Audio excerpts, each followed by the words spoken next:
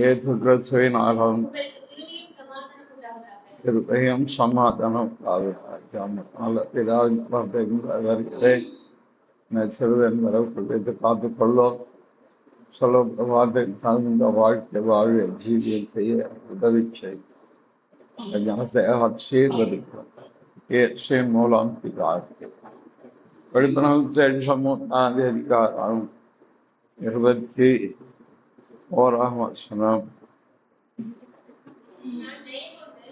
நான் ஜெயம் கொண்டு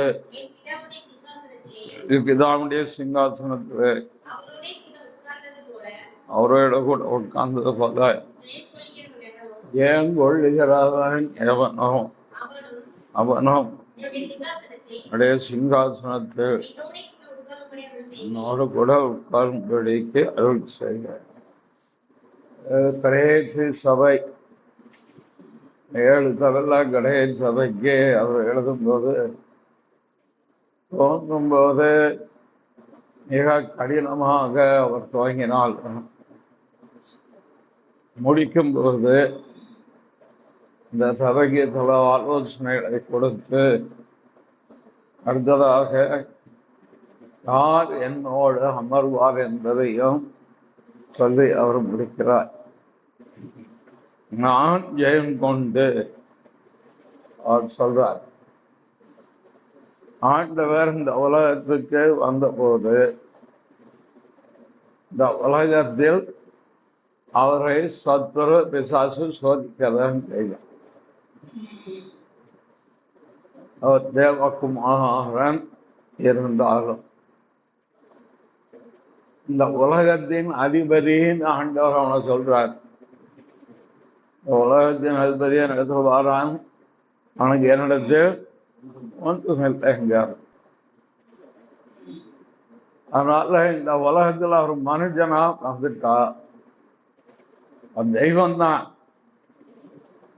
மனுஷனா வந்துட்டா அவன் சோதனைக்கார அவரை சோதிக்கதான் தெரியும். அவனால் சோதிக்கப்படுவதற்கு ஆவியானவர் அவரை வழிநடத்துகிறார். தேவன் நீதி உள்ளவர். அவர் நீதிக்கு புறம்பாக எதுவும் செய்ய மாட்டார். அவர் ஒரு நீதி உள்ள நியாயாதிபதி. ஆபிரகாம் அவரை குறித்து சொல்லும்போது எப்படி சொல்றார்? ஆதியாகமம் புஸ்தகம்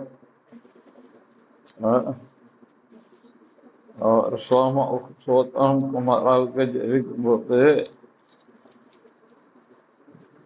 18ஆம் அதிகாரம் 25 கடைசி சர்வலோக நியாயாதிபதி நீதி செய்யாதிருப்பீரோ? ஆபிரகாமுக்கு ஆண்டவரை குறித்த ஒரு அறிவு வந்துட்டு, என்ன அறிவு வந்துட்டு, ஒரு சர்வலோக நியாயாதிபதி நீதி செய்கிற தெய்வம். நீதிக்கு புறம்பாக அவர் ஒரு நாளும் செய்ய மாட்டார். இதனால்தான் பவுல் அப்போஸ்தலன் சொல்லும்போது நம்முடைய அநீதி தேவனுடைய நீதியை வெளிப்படுத்துமானால் தேவன் அநீதிக்கு காரணரா?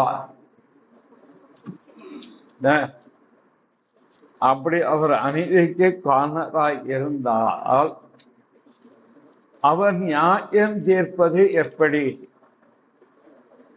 என்ன அழகாக அவர் ரோமர் எழுதப்பட்ட நிருபத்தில் வரும்.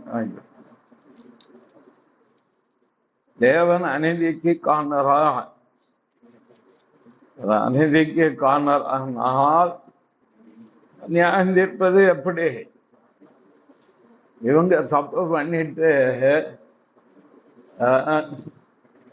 ஊழியக்காரன் தப்பு பண்ணுவான், சுவாதி தப்பு கர்த்தர் நாமத்தை என்ன செய்யலாம், இது தப்புக்கு கர்த்தரை எடுப்பான். கர்த்தர் அப்படிப்பட்டவரா? நீ தீமை ஒரு மனுஷனுக்கு அநியாயம் செய்கிறாய், அநீதி இழைக்கிறாய், ஒருவனை குறித்து தவறான எண்ணங்களை கொண்டு தவறாக செயல்படுகிறாய், எல்லாம் கத்தற்காரனாக அவன் ஆட்டுவிக்கிறான். நாங்க ஆடுறோம்னு உலக தத்துவம் சொல்லுதெல்லாம் இறைவனை பற்றி. அது சரியா என்றால் சரி இல்லை. ஆகவே நீதியாக நியாயம் தீர்க்கிறவர், அவர் நீதி உள்ளவர்.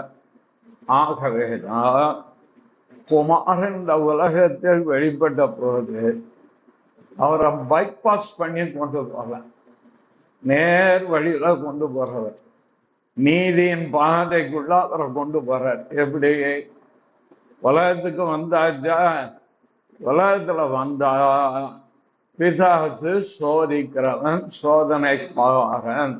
நீங்க டெஸ்ட் எழுதிதான் ஆகிய ஜீவத்துல வந்த பிறகு நம்ம என்ன செய்யலாம்? பரீட்சை எழுதிதான் ஆக வேண்டியது இருக்கு. ஆண்டவர் இயேசுவே சோதிக்கப்பட்டாரானால் நாம் அவர்களை விட மேம்பட்டவர்கள் அல்ல, நாம் அதற்கு உட்பட்டவர்கள். ஆகவே ஆவியானவர் வனாந்திரத்துக்கு நடத்தி 40 நாள் உபவாசம் பண்ணி முடிச்சு 41வது நாள் என்ன சோதனைக்காரன் பிசாசினால் சோதிக்கப்படும்படி இருக்கா. ஏற்கனவே பேசிருக்க, நினை கூட்டி பார்ப்போம். இதுல 4ஆம் அதிகாரத்துலயா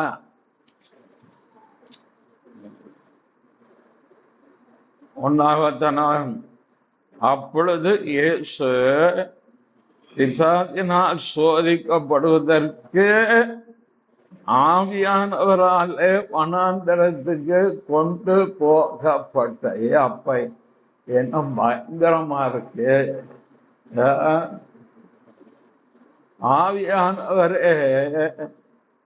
ஆவியானவர் எப்போ இறங்கினாரு? ஆவியானவரால் உற்பத்திக்கப்பட்டவர் தான் இயேசு. ஆனா அவர் ஞானத்தான எடுத்து கரை ஏறும்போது மத்தேயு 3:16 தேவ ஆவி புறாவை போல இறங்கி தம்மேல் வருவதை கண்டார். ஆவியானவர் கிரியை இல்லாமல் ஒருவரும் கிறிஸ்துவை ஏற்றுக்கொள்ள முடியாது, ரட்சிக்கொள் பெற முடியாது. அது ஒரு அனுபவம். 2வது பரிசுத்த ஆவியின் ஞானஸ்நானம் பெறுகிறது, அது இன்னொரு அனுபவம். 2க்கும் வித்தியாசம் இருக்கிறது. 3வது பரிசுத்த ஆவியினால் நடத்தப்படுவது இன்னொரு அனுபவம். நான் சொல்ற 3 புரியுதா உங்களுக்கு? இந்த 3 ஆவிக்குரிய அனுபவம். இந்த 3ம் கிறிஸ்து இயேசுவில் இருந்தது.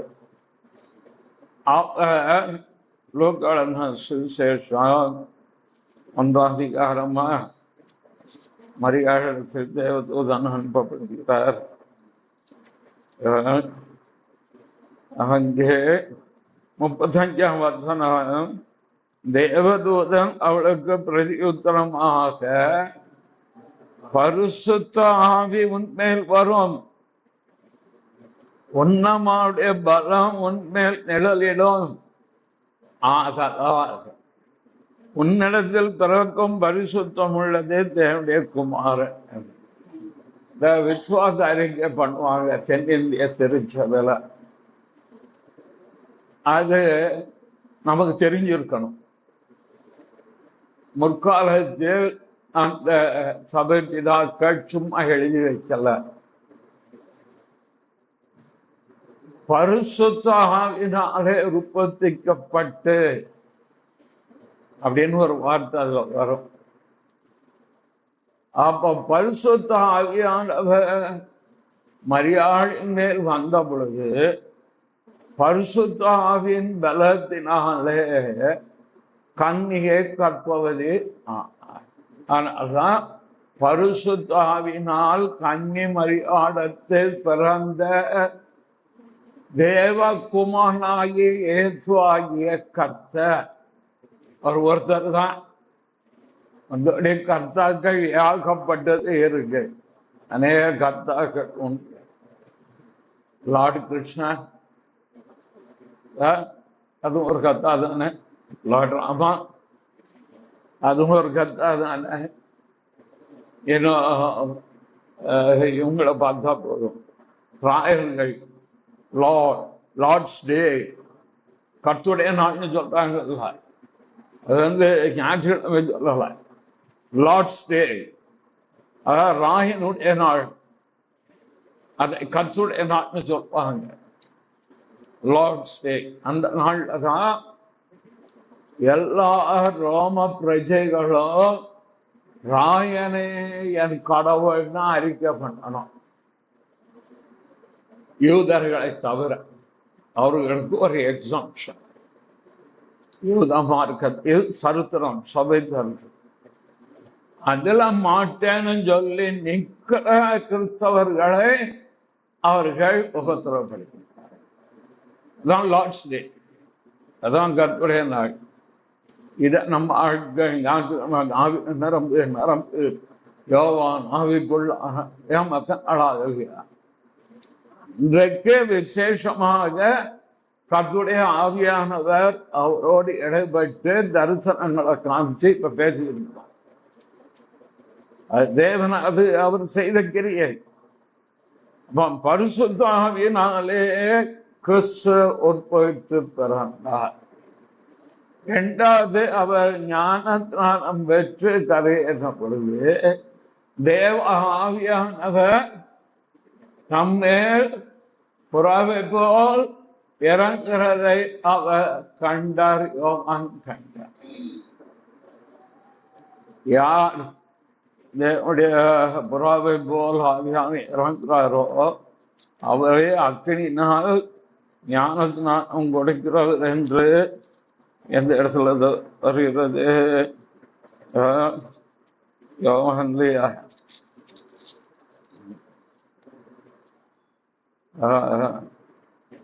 யோவான் 1:32 31 நானும் இவரை அறியாதிருந்தேன், இவர் இஸ்ரவேலுக்கு வெளிப்படும் பொருட்டாக நான் ஜலத்தினாலே ஞானஸ்நானம் கொடுக்க வந்தேன் என்றால், பின்னும் யோவான் சாட்சியா சொன்னது, ஆவியானவர் புறாவை போல வானத்திலிருந்து இறங்கி இவர் மேல் தங்கினதை கண்டேன். நானும் இவரை அறியாதிருந்தேன், ஆனாலும் ஜலத்தினால் ஞானத்தை கொடுக்க என்னை அனுப்பினவர் ஆவியானவர் இறங்கி யார் மேல் தங்குவதை நீ காண்பாயோ, அவரே பரிசுத்தாவினால் ஞானஸ்நானம் கொடுக்க என்று எனக்கு சொல்லியிருந்தால் அந்தபடியே நான் கண்டு இவரே தேவனுடைய குமார் என்று சாட்சி கொடுத்து வருகிறேன். ரட்சிக்கப்படுதல் ஆவியானுடைய கிரையினால் உண்டாவது ஒரு அனுபவம். அப்போஸ்தலர் நடபடிகள் 1ஆம் அதிகாரத்தில் ஆண்டவர் இயேசு சொன்ன 5ஆம் வசனம் 4:5 அன்றியும் அவர் அவருடைய கூடி வந்திருக்கும் போது அவர்கள் நோக்கி, யோவான் ஜலஸ்நானம் கொடுத்த நீங்கள் சில நாளுக்குள்ளே பரிசுத்த ஞானஸ்நானம் பெறுவீர்கள். அப்போஸ்தலர் 2ல 2ஆம் வசனம் இல்ல 4ஆம் வசனம், பரிசுத்தாவினாலே நிரப்பப்பட்டு இந்த அனுபவத்தை நாம் பெற்றுக்கொள்ள முடியும். ஆகஸ்ட் 15 குடும்ப ஆசீர்வாதம் முகாம்ல இரண்டாவது பகுதியில அபிஷேக ஆராதனையை அலைன்ஸ் மூலம் ஆயத்தம் பண்ணி வைத்திருக்கிறேன். பரிசுத்த ஆவியினால் ஜனங்கள் முத்திரை போடப்பட வேண்டும். நான் பரிசுத்த ஆவியானவரை 1978 செப்டம்பர் மாதம் ஒரு 7 ஜெபிக்கும் போது பெற்றுக்கொண்டேன். நீங்க பரிசுத்த ஆவியை பெற்றுக்கொள்ள விரும்புகிறீர்களான்னு ஒருத்தர் கேட்டார். அப்ப ஜபத்துக்கு வாங்கினாங்க. சரி, என்ன வேலை முடிஞ்சு எங்க விடம் வந்து ராத்திரி சைக்கிள் மேய்ச்சி போகும்போது பரிசுத்த ஆவியை பெற்றுக்கொள்வேன் என்கிற நிச்சயம், விசுவாசம் போய் உட்கார்ந்து ஜாம் பண்ணிட்டேன். ஜாம் பண்ணாங்க. பரிசுத்த ஆவியை என் மேல் வந்து இறங்கினான். நீங்க உள்ளதான் இருப்பேன். நீங்கள் பெறும்போது பரிசுத்த ஆவியால் நடத்தப்படுகிற அடுத்த அனுபவத்துக்கு கொண்டு தேவ ஆவியானவராலே கிறிஸ்து நடத்தப்பட்டார். எங்க நடத்தப்பட்டார்? வனாந்திரத்துக்கு நடத்தப்பட்டார். எதுக்கு நடத்தப்பட்டார்? பிதாத்தினால. இது அப்பா நியாயமா இருக்கு. ஞானம் பெற்று நல்ல நம்ம 10 மாடி கட்டடம் வாங்குற அளவுக்கு கத்தனம் ஆசிர்வதித்து அப்படியே செழிப்பாக்குவான்னு பார்த்தா சோதனைக்குள்ள நடத்துவாரா? கண்டிப்பா. எந்த ஒரு ஆவிக்கிற ஜீவியத்திலும் சோதனை வராதுன்னு வேதம் சொல்லவே இல்லை. உலகத்தில் இருக்கும்போது அந்த சோதனையை ஜெயிப்பதற்கு ஆவியானவர் ஏசு ஜெயித்தால் அவர் என்ன சொல்றார்? நான் ஜெயம் கொண்டு. ஆண்டவர் முன்னோடியாக போனப்போ நம்ம அதை ஏற்கனவே விலகி இருக்கோம். இசாத்தினால் சோதிக்கப்படுக்க போனோம்னா அவன் சோதனைக்காரன் வந்து 3 சோதனை வச்சார். 3ஐயும் ஆண்டவர் ஏசு ஜெயித்தார். நீங்க ஒரு குறிப்பிட்ட நாட்கள், ஒரு 40 நாள் வச்சுக்கோங்க. நான் ஏற்கனவே சொல்லியிருக்கோம், உபவாசம் இருக்க தீர்மானித்து எங்க உபவாசம் பண்ணா 41ஆவது நாள் சோதனை வரும். நான் ஒரு முறை இங்க இதே ஈவினிங் இதெல்லாம் பேசணும், இந்த சோதனை பத்தி பேசணும். ஏன்னா 40 நாள் போன வருஷம் நவம்பர்ல கர்த்தர் உபவாசம் பண்ணிட்டு நான் உபவாசித்தது எனக்கு என் மனைவிக்கு மட்டும்தான் தெரியும், யாருக்கும் ஊழியத்துக்காக போவார், சபைக்காக போவார். எனக்கு தெரியும் ஏற்கனவே நான் பிரசங்கம் பண்ணியிருக்கேன். அதனால்தான் ஒவ்வொரு ஜபத்திலுமே நான் சொல்றது கேட்டபடி ஜீவத்தை மாற்ற உதவிச்சு நான் தோற்கப்பட 40 நாள் முடிஞ்ச 41ஆவது நாளும் உபவாசம் பண்ணேன். டிசம்பர் 31, நவம்பர் 10ஆம் தேதியா என்னமோ ஆரம்பிச்சது. 31ஆம் தேதி நான் உபவாசத்துக்கு காரணம் சோதனைக்குள் நான் உட்பட தெரியும். 40 நாள் அருமையா உபவாசிக்கலாம். 41ஆவது நாள் தோற்கடிக்கப்பட்டவன் வசனிப்பான். என்னைக்கும் இதாத ஒரு பக்கம் கண்ணு வச்சுக்கிட்டு தான் ஊழியமும் வீரியம் செய்வது. ஏசு கிறிஸ்துவே சோதித்து பார்த்தா நீங்க நானே மாத்திரம். ஆனால்தான் ஜாக்கிரதையா இருங்க, வசன வாசிங்க. ஆண்டவர் எதை கொண்டு அவர் ஜெயித்தார்? வசனத்தை கொண்டுதானே ஜெயித்தார். நம்மளே பார்த்து பாருங்க, வசனத்தை கொண்டுதானே ஜெயித்தார். இப்ப 41 நாள் உபவாசம் பண்ணி கர்த்தருக்கு எல்லாம் புது வருஷத்துக்குள்ள நுழைய தேவன் எல்லாம் முன்னறிவார். அதற்கு நம்மளை ஆயத்தப்படுத்த நடத்தும் போது நாம் கவனமாயிருந்து தெளிந்த பொருளோட ஜாக்கிரதையா செய்தா ஜெயிக்கலாம் வைப்பாரே தவிர எக்காரணத்து கொண்டும் தேவன் நம்மை தோல்விக்கு நேராக கிறிஸ்துவுக்குள் நம்மை வெற்றி இயேசு ஜெயித்தார்களாக உன்னையும். அப்போ சோதனைய அவர் முதலாவது ஜெயித்தார், நான் ஜெயம் கொண்டு. இரண்டாவது எதை ஜெயித்தார்? சுயத்தை ஜெயித்தார். சுயத்தை அவருக்கு என்னையா இருக்கு? ஒரு உலகத்துல மனுஷகுமானதான் இருந்தாரு. நம்ம போல அவருக்கு பசி வந்தது, நம்ம போல அவருக்கு தாகம் வந்தது, நம்ம போல என்ன வந்தது? தூக்கம், இளைப்பாறுதலும் அவருக்கு வந்தது. என்ன எல்லாமே அவருக்கு வரத்தான் செய்தது. அவருக்கு ஞானத்தோட விட்டு கொஞ்சம் தள்ளி போய் என்ன செய்யலாம், தனியா இருக்கலான்ற எண்ணமும் வந்தது. ஏன்னா அவர் மனுஷகுமாரனுக்கு சுய சித்தமும் இருந்தது. லூக்கா 22:42 பக்கம் 118, பிதாவே உமக்கு சித்தமானால் இந்த பாத்திரம் என்னை விட்டு நீங்கும்படிச்சு, ஆயிலும் என்னுடைய சித்தத்தின்படி சுய சித்தத்தை அவர் ஜெயித்தார். சுய சித்தம் செய்யறது ரொம்ப ஈஸிங்க. நம்ம விரும்புகிறோம், செய்யறோம், அவ்வளவுதான். ஆனா தேவ சித்தம் செய்வது கடினம்.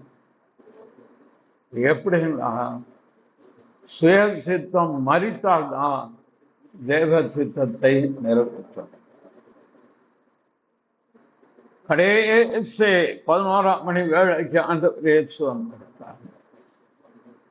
அவருக்கு தெரியும் கொஞ்ச நேரத்துல நம்மளை பாவியுடைய கையில அதை ஒப்பு கொடுக்கும் போராட்டு. ஜெபிக்காரே, ஆண்டவரே உங்களுக்கு சித்தமானால் இந்த பாட்டு. அவர் சரீர உபத்திரத்தை பத்தி அப்படின்னு நினைக்கல. சிலுவையிலே அவர் தேவனால் கைவிடப்பட போகிற ஒரு நேரம் வருது. கண்ணிமை பொழுது உன்னை கைவிட்டேங்கிற அந்த நேரம் வரப்போகுது. முழு உலகத்தின் பாவமும் ஆள் மேல் சுமந்தப்படும் பொழுது தீமையை பார்க்க மாட்டாத சுத்த கண்ணன் கர்த்தருடைய கண்கள் முகம் அவருக்கு மறைக்கப்படுகிறது. ஆனால்தான் அவர் சிலுவையில் என்ன சொன்னார்? என் தேவனே, என் தேவனே, ஏன் என்னை கைவிட்டு ஏன் சிலுவைக்கு ஒப்பு கொடுத்தான்னு சொன்னாரு. அவரு ஏன் வாரி நான் அடிக்கப்படன்னு ஒப்பு கொடுத்தாருன்னு சொன்னாரு. ஏன் முள்முடி என் தலையில வைக்க விட்டேன்னு சொன்னார். ஏன் முகத்துல துப்ப விட்டேன்னு சொன்னாரு. அதுக்கு அவர் சொல்ல, அதுக்கு அவர் ஆயத்தம். தேவனுடைய முகம் மறைக்கப்படுகிற ஏட்டாம், அதுதான் அவருக்கு வேறு. ஆனால் தான் சொல்றாரு, ஆண்டவரே உமக்கு சித்தமானால் ரட்சணியத்திற்கு சிலுவையில் உம்முடைய முகம் எனக்கு மறைக்கப்படுகிற அந்த தருணம் இல்லாமல் ஏற்கக்கூடிய ஒரு காரியம் இருந்தால் நீர் அதை எனக்கு என் சித்தத்தின்படி அல்ல. கொலோசியருக்கு எழுதப்பட்ட நிருபம் பாருங்க. ஒரு விசுவாசிகளுக்கு என்ன இருக்கணும் எழுதுற அதேதான் ஊழியர்களுக்கும் எனக்கும். அதை வச்சு ஜெபம் பண்றேன் பல வருஷங்கள். 1:9 இது நிமித்தம் பக்கம் 275, நாங்கள் அதை கேட்ட நாள் முதல் உங்களுக்காக இடைவிடாமல் ஜெபம் பண்ணிரோம். நீங்கள் எல்லா ஞானத்தோடும் ஆவிக்குரிய விவேகத்தோடும் அவருடைய சித்தத்தை அறிகிறார். விசுவாசிக்க வேணும் சார். கர்த்தருடைய சித்தத்தை அறிகிற அறிவு இதை வச்சு ஜோம் பண்ணணும். அதை தாரம் இதை தாரம் கேட்கறது தப்பு இல்லை. நானும் கேட்கறேன். மனுஷனாக இருக்கும்போது தேவை இருக்கணும். நம்ம கேட்கறது தவறுன்னு வேதம் சொல்லல. ஆனால் உம்முடைய சித்தத்தை அறிகிற அறிவு எனக்கு வேணும். சேஷமா ஊழியத்தின் பாதையில கடந்து போகிற எனக்கு ஒவ்வொன்றிலும் அவருடைய சித்தத்தை அறிகிற அறிவு இருந்தாதான் தேவ சித்தத்தை நான் நிறைவேற்ற முடியுமே தவிர மற்றபடி அது இயலாத காரியம். ரோமர் 12:2 பக்கம் 221. நீங்கள் இந்த பிரபஞ்சத்தின் பொத்த வேஷம் தெரியாமல் தேவனுடைய நன்மையும் பிரியமும் பரிபூர்ணமான சித்தம் என்னதென்று பகுத்தறியத்தக்கதாக மனம் புதிதாகிறதுனாலே மனம் புதிதாகும். பழைய மாதிரி மனம் இருக்கும். 40 வருஷத்துக்கு முன்னால இந்த மாதிரி மனது மறுரூபம். இன்னைக்கு அழகா அங்க இந்த தவையில நான் கூட்டிட்டு போனேன். அமல்ராஜ் ரொம்ப அழகா பேசுங்க. உள்ளான மனுஷன் நாளுக்கு நாள் புதிதாக்கப்படுகிறான். உன் மனம் எப்போதும் புதிதாக இருக்கணும். ஏன் காலைதோறும் அவருடைய கிருபைகள் புதியது. அதை நாம் காலையில் எழுந்திருக்கும் போது இன்னைக்கு என்ன வேலை செய்ய, என்னதான் பண்ண அப்படின்னு எந்திரிக்க. காலைல எந்திரிக்கும் போது ஆண்டவரே என் மனம் புதிதாகவே இருக்கும். காலைதோறும் உடைய கிருபைகள் புதிதாக எனக்கு ஒரு புதிய மனது இன்னைக்கு புதிதாக எண்ணங்கள் புதிதாக்கப்படும்.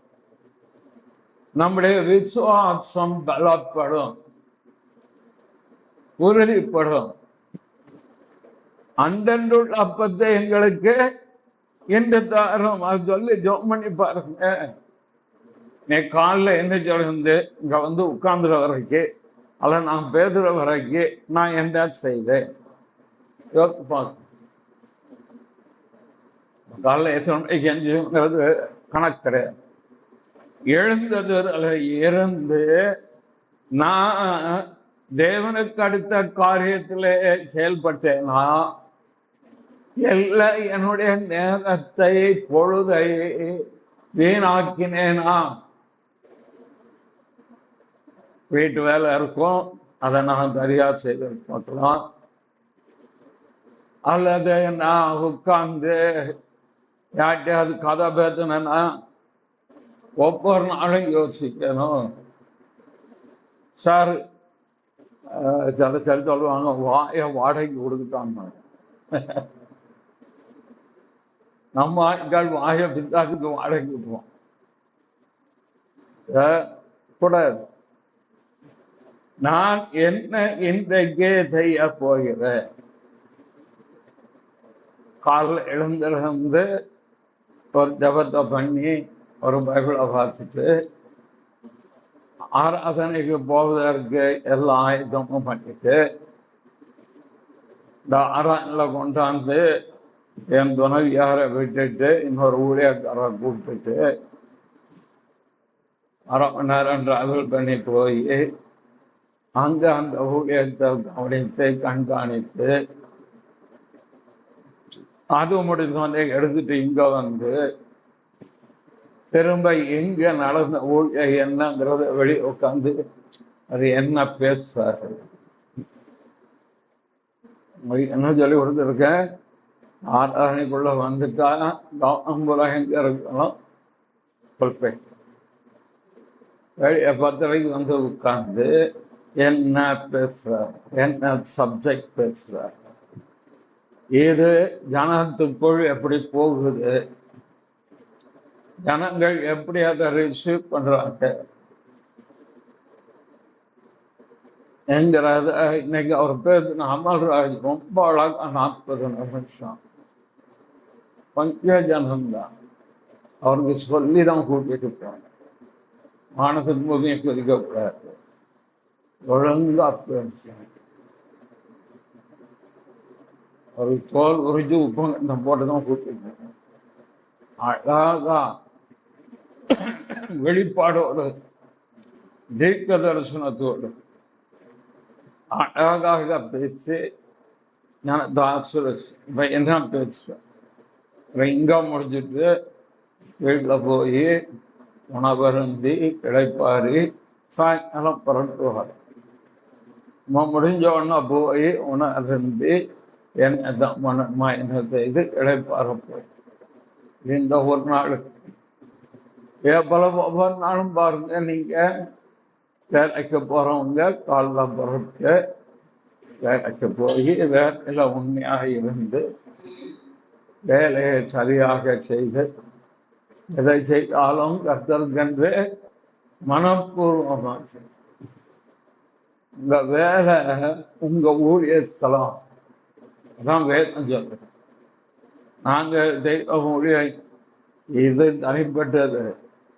எந்த ஒரு விசுவாசியும் அவன் வேத தளத்தில் தேவனுக்கென்று கர்த்தருக்கென்று கொடுக்கப்பட்ட பணியை அந்த கம்பெனியில அரசாங்க சட்டத்துக்கு உட்பட்டு நேர்மையாக நீதியாக உண்மையாக வேலை செய்தார்.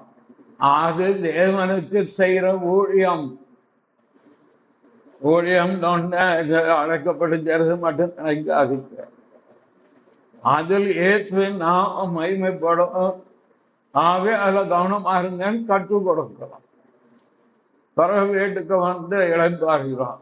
இன்னைக்கு ஒரு குடும்பத்துக்காக இதை தவிர மேல நீங்க என்ன செய்ய முடியும்? ஏன் தேவன் அந்த நீதிக்குள் நம்மளை கொண்டு வந்து என்ன செய்யறார், சித்தத்துக்குள்ள வச்சுட்டார்.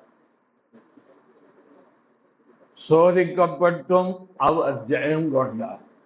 நம்மளையும் அவர் ஜெயிக்க வைக்கிறார். தோதனத்தில் அவர் ஜெயித்தார், நம்மளை ஜெயித்தார். இரண்டாவது, சித்தத்தை நிறைவேற்றினார். உங்க குடும்பத்தை நடத்துவதே தேவ சித்தம். குடும்பத்தை விசாரிப்பது தேவ சித்தம். கண்காணியாய் இருப்பது தேவ சித்தம். உங்க குடும்பத்தை முதல்ல கவனிங்க போதும். நான் விசுவாசிகளுக்கு சொல்றேன், அது உங்க பிள்ளைகளை கவனிங்க. பிள்ளைக்கு வேண்டியதை பாருங்க. உங்க பணம் சம்பாதிக்கிறீங்க, நல்லா அனுபவிங்க. கர்த்தர் ஆசீர்வதிப்பா. அது ஆண்டவர்கள் அன்பு வருது, எவ்வளவு கொடுக்கணும் கொடுங்க. ஆண்டுடைய சித்தம் என்னது? உங்க குடும்பத்தை நீங்கள் நன்றாக நடத்துவதுதான் தேவ சித்தம். எங்கேயோ வசனம் இருக்கு, ஒரு ஆத்மா அழுகிறது, நாம் அங்கே போய் செய்ய சொல்ல வேண்டாமா, இங்க குதிக்க வேண்டாமா? அதுல உங்க ஆத்மா அழிஞ்சு பணம் பார்க்குது.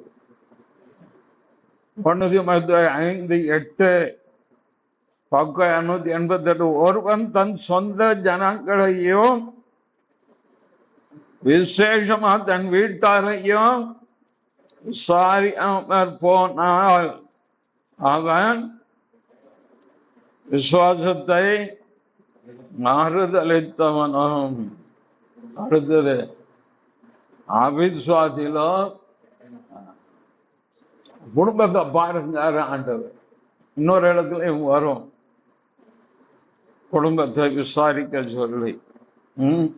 3-4 தன் சொந்த குடும்பத்தை நன்றாய் நடத்துகிறவனும் தன் பிள்ளைகளை சகல நல்லொழுக்கமுள்ள கீழ்ப்படிய பண்ணுவமா இருக்க வேண்டும். யாரு? கண்காணி அவன் ஊழியக்காரன். ஊழியக்காரனுக்கு அந்த நிலம்னா விசுவாசிக்க எப்படி? நான் தான் சொல்றேன், உங்க குடும்பத்தின் மேல் அவங்க குடும்பத்துக்கு ஜெபம் பண்ணுங்க ஐயா. மனைவி புருஷன், புருஷன் மனைவிக்கு, பிள்ளைகளுக்கு, மருமகளுக்கு, சம்பந்திக்கு, பேரனுக்கு, பேசிக்கு மேல ஜெபம் பண்ணுங்க. ரெண்டாவது நீங்க இருக்க சபைக்கு ஜெபம் பண்ணுங்க. மூணாவது உங்க உறவினருக்கு ஜெபம் பண்ணுங்க. பிறகு நண்பர்களுக்கு ஜெபம் பண்ணுங்க. பிறகு அந்நியருக்கு ஜெபம் பண்ணுங்க. பிறகு தமிழகத்துக்கு ஜெபம் பண்ணுங்க. பிறகு இந்தியாவுக்கு ஜெபம் பண்ணுங்க. பிறகு உலகத்துக்கு ஜெபம். எல்லாம் தலைகளாக மாற்றி உலகத்திற்காக ஜெபிக்கிறோம். ஒரு அம்மா பெரிய பிரச்சனையில வந்து பெரிய பிரச்சனை தலைக்கு கொண்டாந்து விட்டுட்டாங்க. 35 வருஷம் விசுவாசம். நம்ம சொன்ன தலைக்கு மேல வெள்ளம் தலைக்கு மேல போனா யானை காத்தில வந்து நிக்க அடுக்கடுக்கா குடும்ப பிரச்சனை சொல்லுது. நீங்க நான் எங்க பசமா கூட சேர்ந்த ரைட் டைம் ஜாம் பண்ணி என்ன அப்படி கேட்டீங்க? ஜாம் பண்ணுவோம். யார் ஜாம் பண்ணீங்க? பார்த்து சொல்லிட்டா சபைக்கா? உலகத்துக்கா? ஆமா. இந்தியாவுக்கா? ஆமா. தமிழகத்துக்கா? ஆமா. உங்க குடும்பத்துக்கு? உங்க குடும்பத்துக்கு உங்க பார்த்து ஜோம் பண்ணுவாரான்னு கேட்டேன். அவர் பண்ண மாட்டான்னு எனக்கு தெரியும். இல்லையா, மாத்து ஜபத்தை எப்படி மாத்து? முதல்ல உன் குடும்பத்துக்கு ஜோம், உன் புருஷனுக்கு ஜோம் பண்ண. ரெண்டாவது மூத்த மகன் மருமகளுக்கு ஜோம். மூணாவது மகளுக்கு ஜோம். நாலாவது ரெண்டாவது பையனுக்கு. இதை ஒழுங்குபடுத்து சபைக்கு ஜெபிக்கிறது மற்ற எல்லாம் நிப்பாட்டிடணும். இங்க எல்லாம் அலங்கோலமா இருக்கு. நீ போயிட்டு நம்ம அதுக்கு ஜெபிக்க இதுக்கு ஜெபம் முதல்ல அதை நிப்பாட்டு. 3 மாசம் இதை நீ ஒழுங்கா செய். நல்ல பக்தியான ஹிந்து காட்டு சரியாக சொல்றத செய். கத்தர் பிரிச்சு உன் குடும்பத்துக்கு நீ உத்தரவாதம் பண்ணலன்னா எவரு போய் உத்தரவாதம் பண்ணுவா? நாங்க சபைக்கு உத்தரவாதம் பண்றோம். ரெண்டாவது உன் குடும்பத்துக்கு நீதான் தரப்புல நிக்கணும். பாஸ் பண்ண முடிஞ்சா பாஸ் பண்ண, இல்லைன்னு விட்டுரு. ஆனா ஜெபித்துரு. இப்படி ஜெபம் பண்ண டெய்லி சபைக்கு ஜெபிக்காத. இப்படி சொன்னா அதான் நம்ம அந்த சபையை விட்டு வெளியே வந்துட்டோம். அவங்க பண்ண பிரச்சனை இல்லை, அது வேற விஷயம். 6 மாசம் கழிச்சு அந்த அம்மா பார்த்தேன் வந்தது. விடுதுன்னா ஓடியே வந்தது. அம்மா எப்படி இருக்கா? எல்லாம் சரியாச்சு. குடும்பத்துல சமாதானம். கணவர் நல்ல பிரியமா இருக்கார். குடும்பத்தை விசாரிக்கிறார். குடும்பத்துக்கு எதான் நடக்கிறார். மருமகா சூப்பரான மருமகா குழந்தை உண்டாய். மகா கல்யாணம் ஃபிக்ஸ் ஆயிட்டு. கடைசி பையன் நல்லா ஏன் இதை சொல்றேன் தெரியுமா? அந்த சபையில 40 நாள் உபவாசம் நடந்தது. நான் அம்மா பையன் 40 நாள் உபவாசத்துக்கு டெய்லி போயிட்டு 25 அந்த அம்மா நம்ம பையன் 40 நாள் உபவாசத்துக்கு போறோம். நான் சொன்னேன் 41வது நாள் அதான் டேஞ்சர் டே. 41வது நாள் வீட்டுக்கு வந்தான். அவ்வளவு வாசனை ஈசனை எடுத்து தூர இருந்தான். ஒருத்தன் பைபிள் வாசி, ஒருத்தர் கோயிலுக்கு போகக்கூடாது, ஒருத்தன் பைபிள் வாசிக்க கூடாது. எங்களுக்கு அவ்வளவு எடுத்து உழைஞ்சுட்டான். இப்ப 40 நாள் என்ன உபவாசம் பண்ணா? இல்ல 40 நாள் அந்த சபை என்ன உபவாசம் நடந்துச்சு? யோசிச்சு பார்க்கணும். ஆவிக்குரியவர் தேவ சித்தம் இல்லாமல் உபவாசிப்பதும் தேவ சித்தத்துக்கு மாறாக தன் வாழ்க்கை முறையை அமைத்துக் கொள்வதும் சத்துருவுக்கு இடத்தை கொடுத்துரும். அதனால்தான் நம்ம வழியாண்டு யாண்டா ஜோம் பண்ணணும்னா அந்த 500 ஆண்டுகளும் பரவாயில்ல சொல்லி எல்லாம் பார்த்துக்கலாம். நீ திருந்து எல்லாம் திருந்துவோம். ஒன்னா சரிப்படுத்துமா கர்த்தர் எல்லாம் செய்வார்.